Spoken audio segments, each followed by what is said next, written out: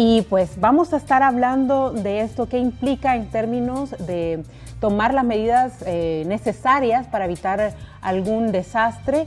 Y nos acompaña hoy en Agenda Ciudadana el señor Jorge Meléndez, director de Protección Civil y también secretario de Asuntos de Vulnerabilidad. Quiero hablar sobre ese tema, el plan de temporada invernal, pero también vamos a hablar del primer año de gestión y las proyecciones, algo que estamos haciendo desde hace 2 semanas acá en Agenda Ciudadana. Bienvenido, señor Agenda Ciudadana. Muchas gracias, muy buenas noches. Es un gusto, un saludo lleno de aprecio y cariño a los televidentes que nos van a permitir entrar este día a su casa. Espero que sea útil, espero que sea muy importante para su vida, para su familia, ¿verdad? Y muchísimas gracias por este espacio, ¿verdad? Ya decía yo antes de comenzar la entrevista que ya usted va a comenzar a desfilar en los medios de comunicación, porque comienzan las lluvias y entonces empiezan a aparecer alertas, incidentes a veces. Esperemos que no en este invierno, pero usted ya me decía, oficialmente ya estamos, ya estas lluvias son. Sí, mire, este año el país más bien tiene una secuencia de climas bastante bien establecido. El 21 de mayo, la tercera semana de mayo, comienza el invierno. Ese es el periodo y la verdad es que a pesar del cambio climático, aunque se dice que la época de transición lluviosa o de seca lluviosa empieza en abril, hoy tuvimos lluvias en enero, en febrero, en marzo, pero las condiciones ya de humedad y de presencia de fenómenos de invierno, de lluvia continua, comienzan siempre tal como se ha establecido, ¿verdad? Por el estudio del Ministerio de Medio Ambiente en la tercera semana de mayo. Este año fue igual. Aunque claro, yo también, como usted dice, que desearía que no tuviéramos problemas, pero tenemos un invierno pues con año niño. Va a haber lluvias dispersas, de manera aislada, eso quiere decir en todas partes, no se sabe a dónde, con distintas intensidades, a veces leve, otras moderadas, pero siempre va a existir el fenómeno de lo que se llama lluvia convectiva. La lluvia convectiva significa lluvia que cae con mucha intensidad en poco tiempo, ¿verdad? Y si dura 1 hora, media hora, 1 hora, entonces en nuestro país, por el tipo de suelo y el tipo de topografía, eso ya es capaz de generar deslizamientos y si el suelo está empapado, es decir, está saturado de agua, es todavía mucho más peligroso y además puede generar desbordamientos. Entonces hoy el invierno va a tener por 4º año consecutivo deficiencia de agua, es decir, que aunque haya lluvias por todos lados, y por momentos lluvias muy fuertes, en realidad al final del invierno tenemos menos agua que el promedio que hemos tenido siempre. Pero ¿en qué radica? Voy por pasos, señor, porque, a ver, cuando usted dice la intensidad de esas lluvias características, ¿no? Son cortas, pero permean el suelo y son muy fuertes. ¿Por qué entonces en dónde radica la vulnerabilidad o más bien la posibilidad de que pueda pasar algo en los suelos? Muy bien. Mire, quizás lo voy a poner en perspectiva, es decir, en todo el país. Nuestro país es un pequeño rectángulo de 200 kilómetros de largo y 100 kilómetros de ancho. En ese pequeño rectángulo habitamos 6 millones de personas. Es decir, que tenemos una alta densidad de personas viviendo juntas. De hecho, el 65% vive en zonas urbanas y hay zonas como el área metropolitana que hay densidades de 11,000 y hasta 15,000 personas por kilómetro cuadrado. Nos atraviesa este pequeño rectángulo que es el país 3 cordilleras, una en la costa, una central y una al norte. El suelo de nuestro país, según dicen los geólogos, es de origen de ceniza volcánica o tierra blanca. Esta es altamente erosionable por el agua. ¿Como porosa? Digamos que el agua cae y la surca y la mueve, porque es muy fina, pero además nos dicen toda pendiente que tiene más de 30 grados, ¿verdad?, de inclinación, ya no es estable, ¿verdad? Es posible deslizamientos y basta ver el país, ¿verdad? Basta ver la zona metropolitana, tenemos el volcán de San Salvador, tenemos el Cerro de San Jacinto, al norte tenemos como 3 volcanes, incluido Guazapa, al sur la cordillera del Bálsamo, y en todos, a las faldas de esas alturas y debajo de ellas hay una gran cantidad de personas. Entonces, esa lluvia de gota gruesa, fuerte, cae, golpea y no se infiltra tan fácil, más bien tiende a que el agua vaya corriendo y, como digo, puede generar desplazamientos de tierra por las inclinaciones.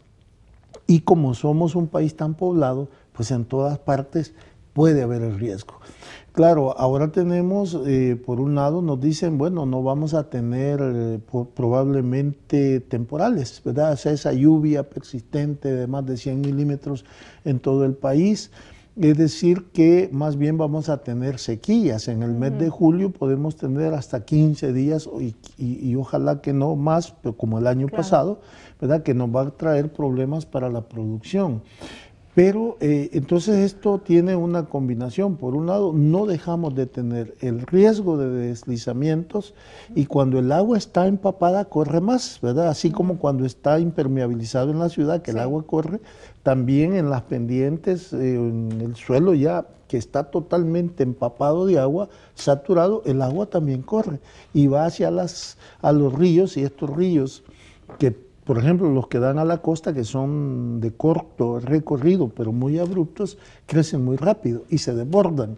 Y pues como nuestro problema es que ha sido desordenado, como hemos venido creciendo, ¿verdad? No hemos tenido un buen uso del suelo, tampoco una visión de ordenamiento territorial, es muy pequeño el territorio, pero precisamente por eso tendría que ser mucho más ordenado, planificado, ¿verdad? Pero hemos roto incluso las mismas leyes que tenemos, que nos dicen no hay que vivir a la orilla de los ríos. Prácticamente todos los ríos, no solo vivimos a la orilla, sino que además los hemos vuelto más angostos. Hemos impermeabilizado tanto las ciudades y además vamos creciendo hacia arriba, hacia los volcanes, hacia las alturas, y entonces el agua toma más velocidades, llega más cantidad de agua, más volumen de agua de lo que naturalmente nuestras quebradas tienen capacidad de conducir, y esto pues no genera problemas. Por otro lado, los drenajes secundarios, digamos las tuberías, en la medida en que van surgiendo nuevas residenciales o nuevas urbanizaciones, pero las cañerías del centro o de las zonas bajas siguen siendo las mismas. Igual estas terminan superado su capacidad y vemos que salen volando las tapaderas de los tragantes hasta... Típica escena en invierno. Exactamente. Entonces, sí, ya inició el invierno, estos son nuestras debilidades, es un panorama de mucha vulnerabilidad y entonces pues lamentablemente yo quisiera salir en los medios, pero para dar buenas noticias, pero miren, bueno, no es nada personal, protegemos. Usted da información importante y en momentos claves, ¿no? En vacaciones, invierno, ojalá que solo dando números y no avisando de cosas desastrosas, pero mire, tomando en cuenta la descripción que usted ha hecho del territorio de El Salvador y las vulnerabilidades que hay en el territorio, ¿cómo se desarrolla el plan invernal año a año? Tomando en cuenta también que usted ha dicho el tipo de lluvia que va a haber este año es diferente a la que ha sucedido en años anteriores. Bueno, quizás en esto debemos ver que esto ha sido un proceso de la región centroamericana y del país en particular. En el 2005 se aprobó la Ley de Protección Civil, Prevención y Mitigación de Desastres, que dio origen a la creación jurídica del Sistema Nacional de Protección Civil. Este sistema lo que es una forma legal de decir cómo vamos a trabajar juntos todas las instituciones del gobierno central, los gobiernos municipales, la empresa privada, la sociedad civil y las comunidades, es decir, participamos todos. Y para ello la ley manda a crear 4 niveles de comisiones: la Comisión Nacional, que en emergencia es dirigida por el presidente, pero que ahí participan los 8 ministerios más importantes del país, más la Policía Nacional Civil y la Dirección General de Protección Civil, 2 representantes de la empresa privada a través de la ANEP y 3 representantes de las ONGs que trabajan en riesgo. Y esto se reproduce en cada departamento y debe reproducirse a nivel municipal. Obviamente en los municipios las instituciones que más existen es Policía Nacional Civil, el Ministerio de Salud, ¿verdad? Y si son cabeceras, pues existen más instituciones, ¿verdad? Entonces depende de las instituciones que existen, así conforman la comisión municipal. Y luego se crea directamente en la comunidad en donde hay riesgo, ¿verdad?, la comisión comunal. ¿Cómo da respuesta el plan invernal? Eso que nos manda la ley está creado. Hay 2.970 comisiones comunales, que esos son aproximadamente un poco más de 76.000, quizás cercano a las 80.000 personas voluntarias que están organizadas de manera permanente en su comunidad, que usan un método que nosotros llamamos análisis de amenaza, vulnerabilidad y capacidad, el método ABC, con B pequeña, ¿verdad? Entonces, sobre esa base, elaboran un mapa de riesgos y un plan, cómo van a responder. Allí, como esa 2.970, además existen las 262 comisiones municipales y las 14 departamentales. Hoy acabamos de tener cambio digamos, de consejos municipales, incluye el alcalde, y hoy es diferente. Hoy son consejos plurales. Sí. Entonces, las nuevas autoridades muchas veces no saben exactamente cómo funciona el sistema. También son algo recientes los gobernadores, entonces todo esto amerita que precisamente existan estos planes como el plan invernal que orientan cómo vamos a trabajar. ¿Cómo trabajamos? El plan nacional y el plan invernal define 7 tareas. Una que es la de búsqueda y rescate. Inmediatamente hay una emergencia, hay que rescatar a las personas y preservar su vida. Segundo es la atención de salud. Tercero, albergue. Cuarto, seguridad, ¿verdad? Y de ahí viene el aspecto logístico, hay que darle toda la atención que necesitan. Y luego viene la infraestructura y servicios básicos, es decir, que funcione bien el país. Y hay una comisión que se llama técnico-científica que va analizando el fenómeno y nos orienta para qué decisiones tomar. Esas 7... ¿Qué fenómeno? ¿Fenómeno natural o cómo? Bueno, son 7 tareas, 7 comisiones que llaman comisiones técnicas sectoriales. El fenómeno es natural, ¿verdad? El fenómeno es natural, pero el desastre nunca es natural, ¿verdad? O sea, me he cuidado de no decirlo, que conste, porque ciertamente los ambientalistas nos me han explicado la diferencia aquí. No hay desastres naturales, ¿verdad? Lo que hay es fenómenos naturales que pueden dar origen a desastres por el mal y la mala implementación o el mal diseño del desarrollo, ¿verdad? Es decir, usted tiene a veces, por ejemplo, la frontera entre 2 países. Uno es mucho más vulnerable y al nomás pasar la frontera es distinto. El caso que tenemos de Haití y la Dominicana, ¿verdad? En Haití el mismo fenómeno genera muchos más graves impactos negativos que en la Dominicana. La diferencia más bien es el nivel de pobreza y el nivel de problemas que tiene Haití. La vulnerabilidad. ¿Verdad? La vulnerabilidad que padece. No había pensado en este ejemplo, pero yo creo que es un buen ejemplo, porque el terremoto que sucedió en ese territorio afectó, en esa porción de tierra, afectó de la misma forma, pero impactó, digamos, de más manera diferente. En Haití. En Haití destruyó el gobierno, ¿verdad? Prácticamente. Bueno, entonces volviendo a lo del plan invernal, pero concretamente por ejemplo, de este año, ¿varía en relación al anterior de acuerdo a qué prioridades? De acuerdo, no sé, usted dice que son diferentes niveles de coordinación. Las prioridades o los temas claves se definen de manera diferenciada o se establece una directriz desde el primer nivel? Mire, el plan es permanente y se actualiza y fundamentalmente parte del diagnóstico, ¿verdad? Primero, el tipo de invierno que vamos a tener, que como ya dije es un año niño, y luego lo que llamamos nosotros los puntos críticos. En este año nosotros hemos identificado 3.044 lugares o zonas muy críticas. Hay 1.199 que están altamente susceptibles a inundación. Hay 1.513 lugares que son susceptibles a deslizamientos y que también incluye derrumbes, porque hay comunidades que están a la par de un paredón muy alto y muy inestable, y hay 317 puntos que combinan ambas, deslizamiento e inundación, y tenemos ubicadas 15 bóvedas grandes que se obstruyen y que generan grandes inundaciones o anegamientos.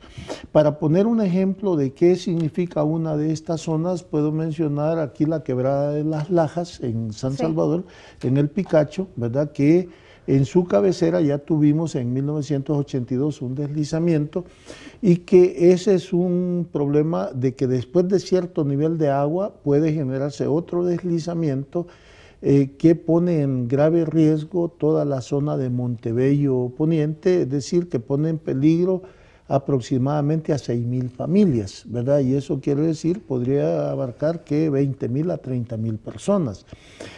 Por supuesto, eso le damos una vigilancia permanente, se le hace medidas de protección, permanentemente se está visitando, y antes eso era más peligroso. Hoy se ha puesto una malla de torsión que mantiene fijas las piedras. Hay una siembra de zacate, vetiver, siembra de barreras vivas, en fin, y hacemos visita permanente, vemos cómo se está comportando, ¿verdad? Porque no podemos permitir que eso se vaya a transformar en una tragedia, pero aún con todas las medidas, siempre después de cierto umbral de lluvia, de cantidad de lluvia, tenemos que dar la orden de evacuar a todas las personas que viven a lo largo de esa quebrada. Mire, y si le sumamos una lluvia y un temblor, que en ese país es posible, bueno, se duplica la vulnerabilidad. Yo no soy supersticioso, pero pues voy a decir toco madera, como dicen algunos, ¿verdad? Toquemos madera. Pero eso es ya entrando a la realidad de nuestro país. Nuestro país es un país muy vulnerable de múltiples amenazas, además de inundaciones, deslizamientos, existen los terremotos, ¿verdad? También hay amenazas volcánicas a la par de cada uno de nuestras grandes ciudades hay un volcán activo. Tenemos amenaza de sequía, este año tenemos esa amenaza, tenemos incendios forestales, además también de las amenazas sanitarias que ya hemos tenido, pues el problema del dengue, la chikungunya y hoy un nuevo virus, posibilidad de tsunamis, ¿verdad? Entonces todas estas, tenemos múltiples amenazas. Para cada una de esas amenazas se construye un plan. Para el invierno y estas amenazas es el plan invernal. Pero yo no quisiera dejar en el aire la idea. Dije, el Picacho es uno de estos 3.044 puntos. Entonces, si usted puede ver cómo atendemos nosotros 3.044 puntos, que todos por este tipo de invierno puede en cualquier momento, y puede ser cualquiera de ellos. Allí es donde su pregunta, ¿y cómo atendemos? Bueno, hay un plan único, que es el plan invernal, es de obligatorio cumplimiento, y luego a cada departamento y cada municipio lo va a elaborando con más especificidad de acuerdo a sus amenazas, ¿verdad?, a sus puntos críticos, hasta llegar a la comunidad. Hoy que tenemos lluvias y por este grado de vulnerabilidad hay alerta verde. Eso quiere decir que las comisiones tienen obligación de estar monitoreando, de estar oyendo la información, y si entonces se empieza a presentar, por ejemplo, el volcán de San Miguel, que tiene alerta naranja en la zona norponiente, porque allí es todavía más frágil que haya un deslizamiento. Si empieza a llover, entonces se activan, están pendientes. Si llueve muy prolongado, entonces toman ya primeras medidas de acercamiento, de comunicaciones. Si empieza a llover más fuerte y hay peligro, se le dice a la gente tiene que evacuar y se tienen listos lugares de refugio para que la gente vaya allí y se proteja del deslizamiento. Pero antes de eso se han construido una serie de reservorios, ¿verdad?, que son capaces de detener más de 150,000 metros cúbicos. Por si la gente no saliera a tiempo, todavía detenemos esa parte para dar tiempo a que evacúen. Eso es parte de lo que es este trabajo. Por supuesto, explicar lo que hacemos en 3044 sería imposible, ¿verdad?, hacerlo en el programa. Pero dar una idea. Hay algo que es importante. Fíjense que está explicando mi invitado en el primer bloque sobre el plan invernal y cómo se activan los mecanismos de coordinación que hay en cada uno de estos puntos de vulnerabilidad, 3.044 puntos críticos. Pero para entender un poco también cómo funcionamos nosotros como salvadoreños y salvadoreñas, qué hay en términos culturales, por ejemplo, o de realidad. Porque está bien que se preparen las instituciones y se puedan activar, pero ¿cómo reaccionan en estos, por ejemplo, 3,000 y tantos puntos de vulnerabilidad? Sí podemos tomar a lo mejor como ejemplo alguna comunidad o algo que sea exitosa en términos de activarse los mecanismos de coordinación de la comunidad. Bueno, mire, las zonas que tienen más desarrollo y más éxito organizativo y de sistema de alerta temprana es la zona del Bajo Lempa. La zona del Bajo Lempa es un modelo mundial de organización comunitaria. Lo toman muchos expertos como el modelo a estudiar y que le sirve a todo el mundo. ¿Qué pasa en el Bajo Lempa?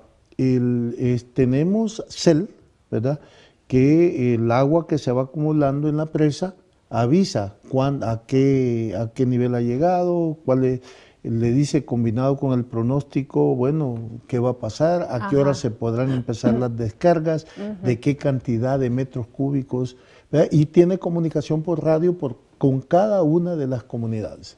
Las comunidades están organizadas en cuatro brigadas diferentes: la brigada de monitoreo, la brigada de evacuación, la brigada de albergues, hay una brigada de primeros auxilios, pero también poco a poco han ido creando la brigada de seguridad, que quiere decir cuando la mayor parte de la gente se va, hay un equipo que se queda vigilando porque la gente no se retira por temor a perder sus cosas.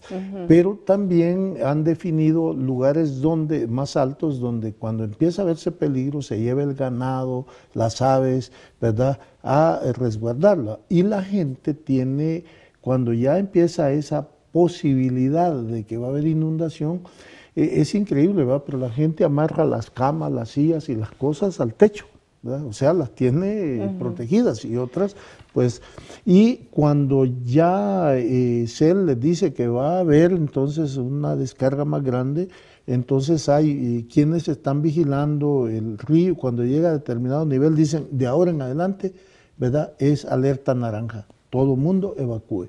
Y entonces la gente empieza a retirarse a los refugios y albergues que tienen allí mismo en la zona. Si hay una inundación enorme, un evento extremo, tienen que salir de la zona, pero eso es solo en grandes eventos. Si no, ellos van allí mismo de manera local, se da la inundación, víctimas no hay. Pérdidas, lamentablemente, sí pueden haber, ¿verdad? Pérdidas sobre todo de cultivos, pero eso funciona muy bien, tienen comunicaciones, tienen... Sí. En este caso en particular, yo recuerdo que hace un par de años cuando escribí en un periódico, hice un reportaje sobre esto, hace bastantes años, más de 10 años, y lo titulamos algo así como Otra vez el Bajo Lempa, pero en realidad... yo conozco muy bien esa realidad de cómo se organizan o cómo se activan los mecanismos de coordinación y de comunicación en esa zona, pero ¿cómo es que esa zona, en ese territorio, logró o han identificado ustedes, no sé, el nivel de organización? ¿Cómo se logra esto, digamos, para reproducirlo en otros lugares que no necesariamente es así, ¿verdad? Bueno, mire, lo que pasa es que esa zona en su mayor parte es como una repoblación de gente que venía de la ex guerrilla y algunos de los ex miembros de la Fuerza Armada.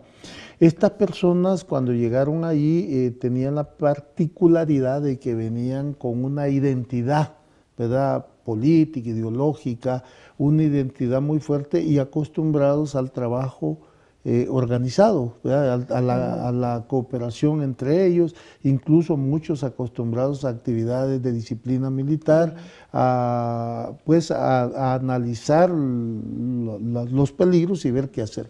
Entonces, claro, eso le dio una serie de virtudes, ¿verdad?, que combinado ya con las personas que vivían ya antes en la zona, fueron haciendo una síntesis, una simbiosis. Y por supuesto es difícil repetir esa experiencia, pero teniendo ya la experiencia construida es fácil copiarla como modelo. De hecho, Japón, por ejemplo, que se precia de tener la filosofía Bosai, que es convivir con los riesgos, en realidad es eso lo que trata de hacer, pero en el Bajo Lempa se hace. El resto de comunidades es que les trasladamos ese mismo modelo, ¿verdad?, que como digo, el mundo entero lo conoce. A mí me invitaron a oír una ponencia de un gran experto en Alemania y me voy topando con que lo que estaba exponiendo es cómo funcionaba el Bajo Lempa. Y yo digo, bueno, Ay, Dios, pero esto yo ya lo conozco. Eso. No, pero llena de orgullo pero no es la única comunidad, también, mire, San Pedro Mazahuat tiene unos sistemas de organización impresionantes. San Salvador, allá una serie de comunidades aquí que están muy bien organizados. Bueno, en el sur de San Francisco Menéndez, que eso se inunda, pero rapidísimo, también la gente está muy bien organizada. Es más, hoy que hubo el oleaje, es una de las zonas que más fue golpeada y reaccionaron muy bien. Hoy ya hay otras comunidades, como por ejemplo el barrio La Playa en Acajutla, el otro lugar que se llama Atarraya, si no me equivoco, tienen comisiones comunales que funcionan muy bien y comisiones municipales hay bastantes que funcionan también bastante bien. Por supuesto, no todo es homogéneo, pero en estas zonas donde hay más riesgo es donde más se ha ido desarrollando. Por un lado, porque la Dirección General desde el 2009, ¿verdad?, del 2009 hasta el 2011, tuvo una expansión, un crecimiento de técnicos de la Dirección General que permitió llegar a buena parte de los municipios y las comunidades y hacer este trabajo de acompañamiento de los municipios y de organización y capacitación. Claro que es una tarea que no ha terminado, que hay que continuar, pero que pone a El Salvador mismo, ¿verdad?, como un ejemplo ante este tipo de fenómenos. Naciones Unidas le comunicó al gobierno de El Salvador de manera oficial que lo consideraban un modelo que había superado todos los estándares internacionales para dar respuesta a fenómenos hidrometeorológicos. De tal forma que le diría, no solo funciona bien el nivel comunitario, el municipal y el nacional, ¿verdad? Y las cosas que señalaron fueron tres: el hecho de trabajar interinstitucionalmente, tanto el gobierno central como el municipal, multisectorialmente, es decir, que trabajaba el sector público y el sector privado, tanto empresas como ONGs, y el tercer aspecto que les impactó enormemente es esa organización voluntaria que tiene el pueblo salvadoreño y sus capacidades de organización, que son las comisiones comunitarias. Porque la teoría de riesgos, la respuesta pues frente a riesgos más perfecta que se conoce teóricamente es cuando la gente misma es la que está preparada, ¿verdad?, para dar la respuesta más apropiada, que es el sueño que tenemos nosotros, no solo en el área hidrometeorológica, sino que queremos pasar asimismo al tema terremotos, al tema volcanes y a otro tipo de temas. Y mire, sabe, como que la historia se va imponiendo y nos va indicando por dónde tenemos que organizarnos como sociedad. Esto de organizarse en el territorio, de de activarse, de reconstruir el tejido social en el territorio. O sea, todo pasa por esto, pasa por el tema de seguridad también. Todo parece, amigos televidentes, que nos está diciendo la vida, ¿verdad? No sé, organícense, reconstruyan. Se dice fácil, yo lo sé, pero parece que va por ahí la cosa.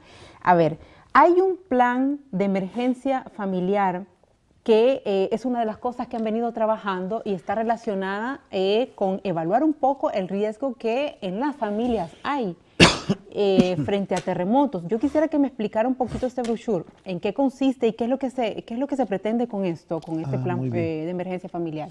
Bueno, esto tiene que ver con otro de las amenazas graves que hay en el país, que es el terremoto. Un terremoto no es predecible, pero sí es posible prepararse para estar en mejores condiciones. Nosotros venimos trabajando con la idea de poder trabajar en simulacros nacionales, pero antes debemos trabajar en simulacros escolares y simulacros comunitarios y luego simulacros a nivel de departamento y de región. El plan de emergencia familiar es una guía para la familia que le da, que es esta, ¿no? O sea, este pequeño brochure que le dice una serie de ítems, o sea, de temas que él tiene que chequear con un sí o un no. Que al marcarlo, él al final va a tener un diagnóstico de cómo está su vivienda, qué tan fuerte está frente a un terremoto, y además, al tener completa la guía, va a tener un diagnóstico que le va a decir en qué cosas debe trabajar para estar con más seguridad para su familia en cuanto se presentara un terremoto. Son medidas. ¿Perdón? Es como una especie de autodiagnóstico guiado. A ver, yo lo estoy enfocando ahorita y probablemente usted no va a poder leer, pero lo que quiero mostrarle aquí, solo lo voy a interrumpir un ratito. Yo quizás ¿sí? le leo el primero, el segundo y el tercero para que vea. Dice, 1, ¿tu casa es de madera y se encuentra en mal estado? Sí, no. 2, el techo es de teja, ¿verdad? Y se desliza sola por estar demasiado inclinado. La respuesta es sí o no. 3, el techo es de polín, es decir, de hierro, y se encuentra corroído. Tiene que responder sí o no. Y así va hasta llegar a 24 preguntas, ¿verdad? Que después de haber contestado las 24 preguntas le dice su casa está en bajo riesgo, en mediano riesgo o en alto riesgo. Pero luego le dice, bueno, ahora escriba aquí los números en los cuales usted encontró no y luego ponga aquí las acciones que puede tomar para superar ese problema. Y ese es muy sencilla, pero servirá a cada familia. O sea, cada familia que, por ejemplo, responda a los ítems o las preguntas, va a definir, mi familia está en alto riesgo, o bueno, según sea el caso. Pero lo que quiero rescatar acá es lo que sigue después. Las medidas tienen que venir de cada familia, del autodiagnóstico. Parte de la familia y otra parte porque esta guía ahora está mejorada, es más grande para que se pueda leer más fácil y tiene una parte que se desprende. Esa parte que se desprende se le entrega a la comisión comunal. Entonces la comisión comunal con eso hace el plan de la comunidad y luego se le entrega a la comisión municipal. Cuando tenemos el diagnóstico de cuál es nuestra problemática, entonces podemos tomar estrategias y medidas para apoyar a las comunidades a superar sus problemas. Pero quizás es bueno decir, pero el objetivo es que en cada casa siempre logremos determinar un área que es segura frente al sismo. Y hasta la casa más humilde lo puede determinar. Y hay aquí además otra parte donde dice qué debes hacer en caso de emergencia, de incendio, de inundación y de sismos. Y le va orientando qué es lo que debe hacer, ¿verdad? Luego le dice cuál es el maletín básico para la emergencia y luego le dice zonas seguras en caso de sismos. Ajá. Vea, lo primero que le explica es que son los espacios pequeños y confinados, como son los baños que estén en la primera planta de una casa, ¿verdad? La pared de carga, es decir, aquellas paredes que se construyen con bloques de 20 centímetros, no los de 10, sino los de 20, ¿verdad? Donde hay columnas, ¿verdad? Los marcos de las puertas que no tengan cristal, por supuesto, y también las áreas despejadas, el patio, la calle, ¿verdad? Entonces uno descubre, entonces dice, bueno, hay un sismo, si yo soy niño o niña debo saberlo, si soy de la tercera edad también debo saberlo, sé que el marco de la puerta es más seguro que otras áreas de la casa. Y a los niños les enseñan que tienen que, por ejemplo, si están en la escuela, meterse debajo de los del pupitre o de la mesa. Efectivamente, eso está muy bien. Eso me lo explicó mi hijo. La primera medida, si usted está en una casa, pues es salir de la casa a campo abierto, porque la casa es pequeña. Pero si usted está en un edificio, la medida más inmediata y más indicada, primero es mantener la calma. Segundo, buscar un escritorio o un mueble donde usted se proteja debajo. Los edificios tienen una construcción que les permiten resistencia al sismo. Están diseñados para eso en este país, la mayoría. Y lo que le puede dañar es, por ejemplo, aquí donde estamos, ¿qué pasa si empieza a temblar? Yo me meto aquí abajo, mire, porque todas esas candilejas que están arriba pueden caer. Pero bueno, hay una cosa que no está acá y a veces nos hemos preguntado en redes sociales, los que usamos muchísimo redes sociales, ¿qué pasa o qué hay que hacer cuando pues se anuncia no sé, una ola de estas grandes o algún evento que suceda en el mar, un terremoto que genere una ola grande, tipo Hollywood o algo parecido, pero real, porque puede pasar? Bueno, digamos, hay dos fenómenos diferentes. Oleaje alto y más rápido, ¿verdad? Como el que tuvimos del 2 al 4 de mayo. Esas son olas altas que entran, ese es un oleaje. Si se dice tsunami, eso es otra cosa. El tsunami es prácticamente una pared de agua que viene avanzando y viene un tren de olas, es decir, entra uno, otro. Fíjese, esta vez tuvimos un oleaje que alcanzó hasta los 60 kilómetros por hora y en algún momento 70 kilómetros por hora. El tsunami viaja a razón de 600 kilómetros por hora. Es una diferencia enorme. La ola, el oleaje grande entrará, 50 metros o hasta 100 metros. Un tsunami podrá penetrar posiblemente hasta 1 kilómetro. ¿Qué genera un tsunami? ¿Un terremoto? Un terremoto en el fondo del mar. Ya pasaba acá en El Salvador. Pues no siempre, depende del tipo de la profundidad y el tipo de movimiento, puede o no generar un tsunami. Cuando se dé un terremoto muy fuerte cerca de nuestras costas, tenemos un tiempo muy breve para salir a lugares seguros. Por cierto, hoy en la isla de Méndez, que es totalmente plano, hemos inaugurado una estructura de altura. ¿Qué quiere decir eso? Hay una estructura, es una gran plataforma alta, que allí se pueden refugiar 150 familias. Todos los que están alrededor se suben y entonces salvan la vida. Es decir, ¿y quiénes deben subirse? Los niños más pequeños, los ancianos, los discapacitados, los más fuertes tienen que irse hacia la bahía, hacia allí ellos no tendrán problema, ¿verdad? Aunque venga el tsunami, porque hasta allí ya no tendrán ellos ese problema.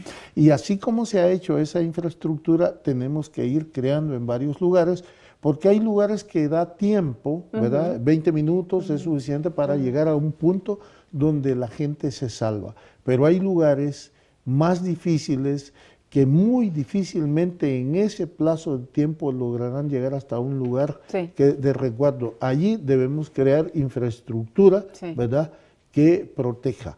El tsunami es un fenómeno, digamos, que entra el agua con una gran fuerza, pero cuando ya va avanzando lleva hasta pues embarcaciones, árboles, piedras, y cuando viene de regreso igual. Entonces, ¿cómo se puede salvar de eso? Pues retirándose, entre más lejos está el agua lleva menos fuerza y también va más abajo.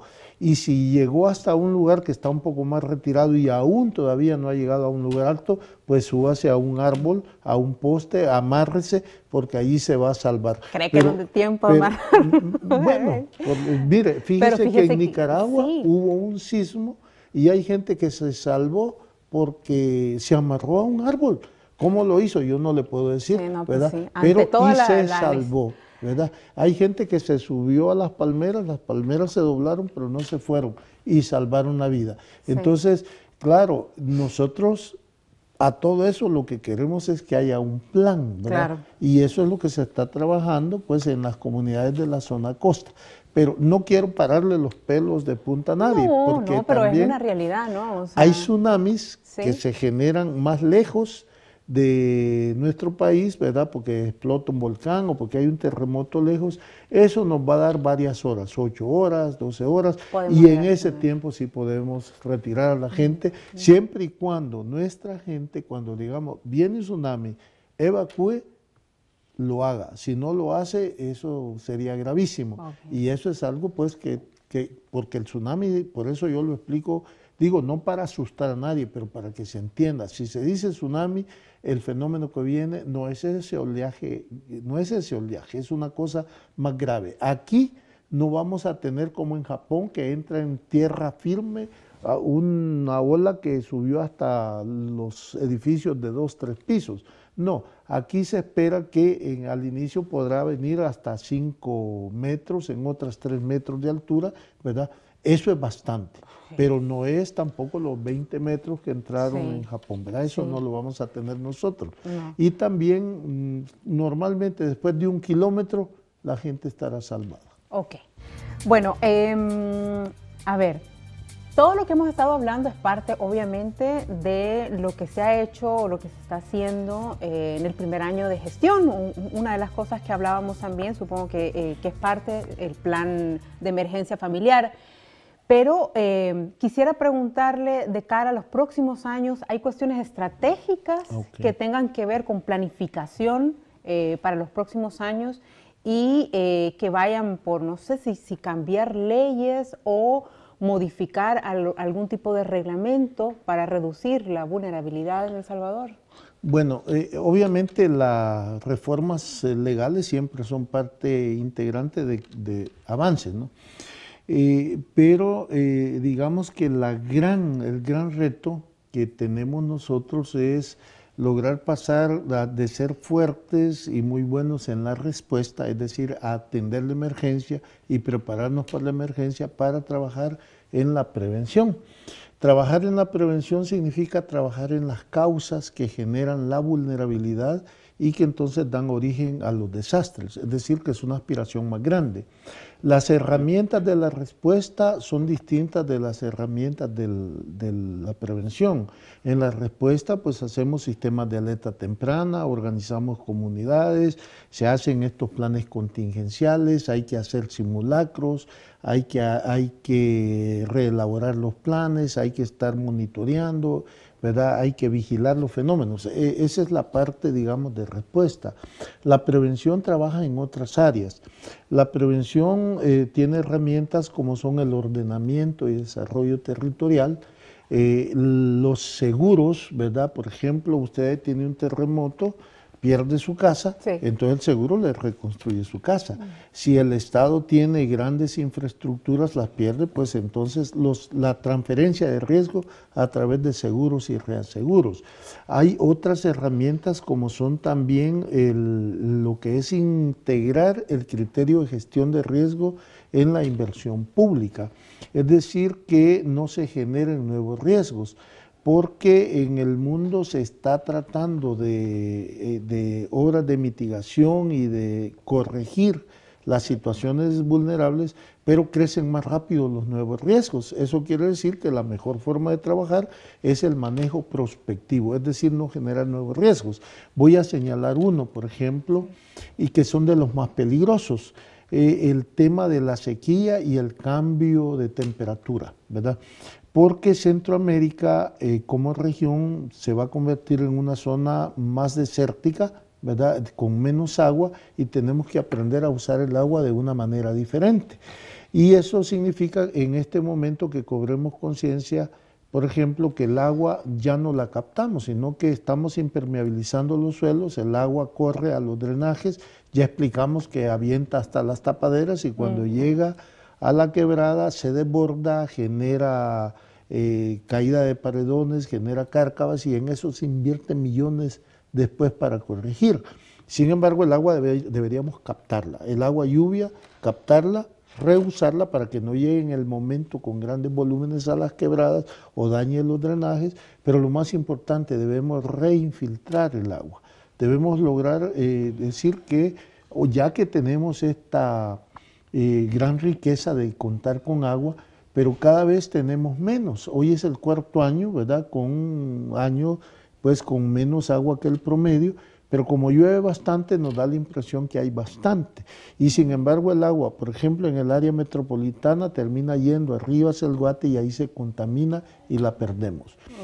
Entonces, ¿qué significa esto como herramienta de prevención? Bueno, tenemos el plan de recuperación integral de la subcuenca del río hacia el Guate, ¿verdad? Que denominamos un proyecto de reducción de vulnerabilidad urbana, ¿verdad? Y fortalecimiento de la resiliencia en el área de la subcuenca del hacia el Guate, porque no solo es el agua, sino que son las personas y su cultura.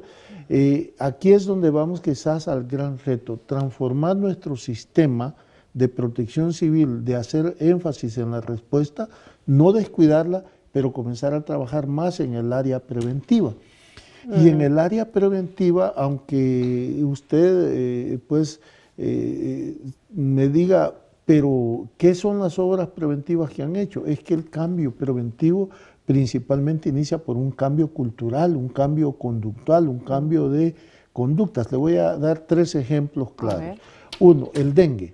El dengue no lo puede usted combatir ni en la clínica ni en el hospital, sino que es el buen manejo que haga del agua domiciliar. Y eso es un cambio de mentalidad y de conductas. Los desechos sólidos se generan más de 540 toneladas de desechos sólidos, en realidad basura, en el área metropolitana de San Salvador todos los días. Pero eso que es una gran riqueza, que es basura. Pero si la gente divide el material orgánico, el papel, el metal y el vidrio, lo que se convierte eso es en una industria de reciclaje en enorme cantidad de riqueza que recibiría el país, ¿verdad? Y ahora, tal como se maneja, en realidad nosotros estamos gastando millones de dólares cada mes en recolectar la basura, y lo peor, en ir a depositarla en lo que llamamos relleno sanitario, que es un botadero, claro, con cierta impermeabilización. Entonces, cambiar las conductas, ¿verdad?, para otro tipo de comprensión con el medio ambiente, con el manejo del agua, con los desechos sólidos, es contundente, ¿verdad? Y un tercer aspecto, si aquí siempre, como usted me preguntó al principio, ¿se necesitarán nuevas leyes? Posiblemente sí, pero el primer problema que tenemos es que se cumplan las leyes que ya están. Aquí hay mucha gente que mete dinero debajo de la mesa para obtener permisos. Esa es una conducta, y hay gente que la acepta. Esa es corrupción. Entonces, claro que estos temas tienen que ver con leyes, tienen que ver con vigilancia, pero tienen que ver también con un nivel superior de comprensión de la convivencia social.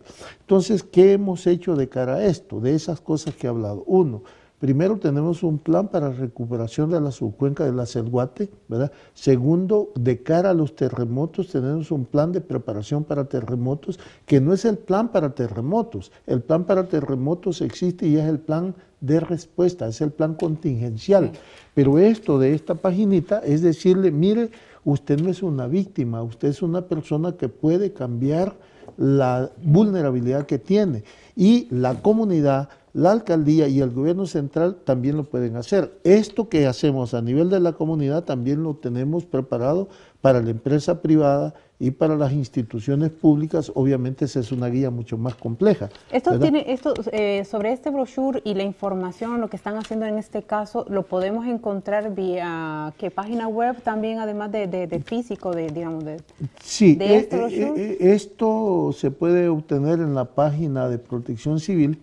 No obstante, nosotros lo que queremos es llevarlo a cada hogar, ¿verdad? A cada hogar y planificar su aplicación.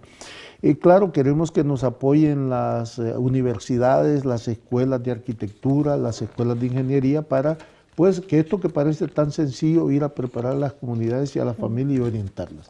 No solo esto estamos haciendo, también en los últimos planes precisamente contingenciales, nosotros durante todos los planes vacacionales estamos ya tratando de influir en la cultura, ¿verdad? Estamos diciendo, el eslogan es, hagamos de la prevención una tradición, pero también el Ministerio de Educación reúne a los muchachos y los orienta qué tipo de diversión es la que tienen ellos que comprender. Hoy, también hace 3 días anunció FOSalud y el Ministerio de Salud algo muy importante que veníamos discutiendo con el viceministro de Salud y que ahora con una enorme satisfacción y además con entusiasmo yo he podido ver que dicen el problema de la alimentación en nuestro país es un gravísimo, pero gravísimo problema. Genera obesidad, pero junto con ello diabetes, enfermedades del corazón y por supuesto gasto millonario. Eso también es un cambio de cultura. Y termino diciendo de que nosotros hemos trabajado en el área sanitaria de una manera realmente que toda América Latina nos está dando un respaldo enorme. Y es increíble, aquí en el país no se dice, pero en toda América Latina vienen, visitan, preguntan, porque este año logramos frenar y terminar la situación epidémica del dengue y el chikungunya. Y aquí cerca nuestros vecinos tienen graves problemas ya con la chikungunya y con el dengue. Es decir, eso, ¿cómo lo hemos logrado? Obviamente es la participación de las instituciones, pero también la participación del sector escolar y de las comunidades. Sí, todavía nos falta mucho, pero en realidad estamos consolidando pues este tipo de nuevo pensamiento. En cuanto a la inversión pública, hemos desarrollado ya varios diplomas que ha incluido a personal del Ministerio de Hacienda, de Obras Públicas, del Ministerio de Educación, de Salud, de ANDA, de la Dirección General, ¿verdad? Que son diplomados de integrar la gestión de riesgo en la inversión pública. Ya me están avisando que tengo que terminar el programa. Bueno. Bueno, espero verlo con buenas noticias en los medios de comunicación y no verlo cuando tengan que dar malas noticias. Bueno. Gracias por estar acá, por haberme acompañado. Muchas gracias. En los medios siempre nos van a ver protegiendo. Sí. Protegiendo. Muchísimas gracias. Bueno.